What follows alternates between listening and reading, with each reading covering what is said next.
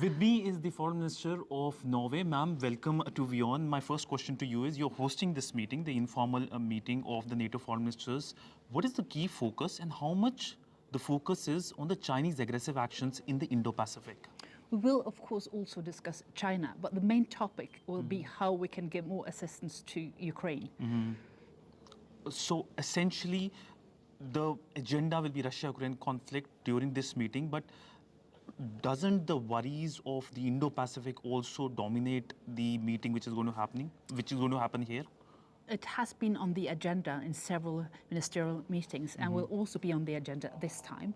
We need to discuss the threats from China, but we all have a very complex relationship to China. We do trade with them. We don't want to decouple, but we need to de-risk our trade relationship to China. How confident you are that Ukraine can become a member of the NATO grouping in foreseeable future? It's not a question whether Ukraine should be a member of NATO or not. It's a question of when and how. And this is going to be a part of the discussion that we are going to have during these 2 days here in Oslo. Sweden also wants to be the member, and there is resistance from Turkey. Do you think that after the re-election of Erdogan, there can be a change in the thought process in Turkey regarding Sweden's membership for this grouping? I hope so. There are absolutely no reason for holding Sweden back now.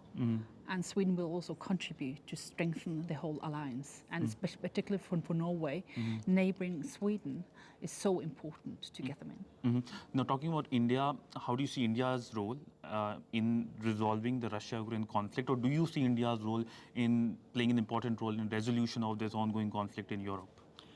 I think India is a democratic country.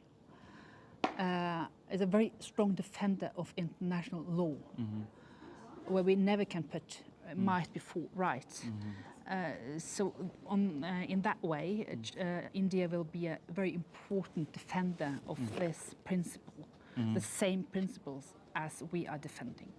Ma'am, my last question, how do you see India ties and how do you see India's role in the Arctic?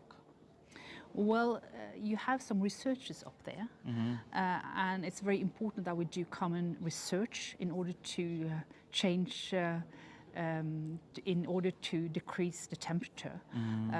There is a very high risk of devastating consequences of the rise in temperature in these areas, and we really need to cooperate with India on that.